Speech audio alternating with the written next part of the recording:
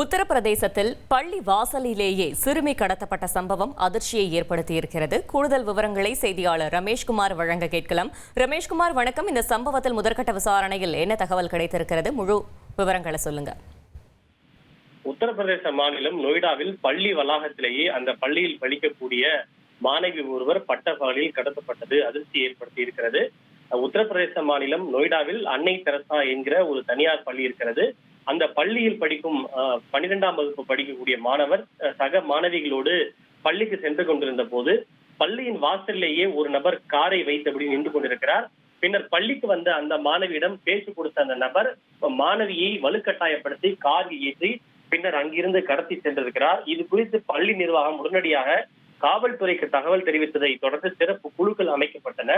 உள்ளூர் உளவுத்துறையினர் மற்றும் தொழில்நுட்ப ஆதாரம் ஆகியவற்றின் அடிப்படையில் அடுத்த சில மணி நேரத்திலேயே அதே பகுதியில் இருந்து கடத்தப்பட்ட மாணவியையும் கடத்திய மோனு யாதவ் என்கிற அந்த நபரையும் காவல்துறையினர் கைது செய்து மாணவியை பத்திரமாக மீட்டிருக்கின்றனர்.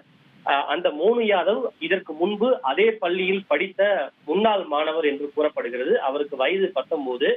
ஏற்கனவே அந்த பள்ளியில் சரியாக படிக்காதது, புவர் அட்டெண்டன்ஸ் உள்ளிட்ட பல்வேறு காரணங்களால் அந்த மோனு யாதவை பள்ளி நிர்வாகம் பள்ளியிலிருந்து நீக்கி இருப்பதாக கூறப்படுகின்றது.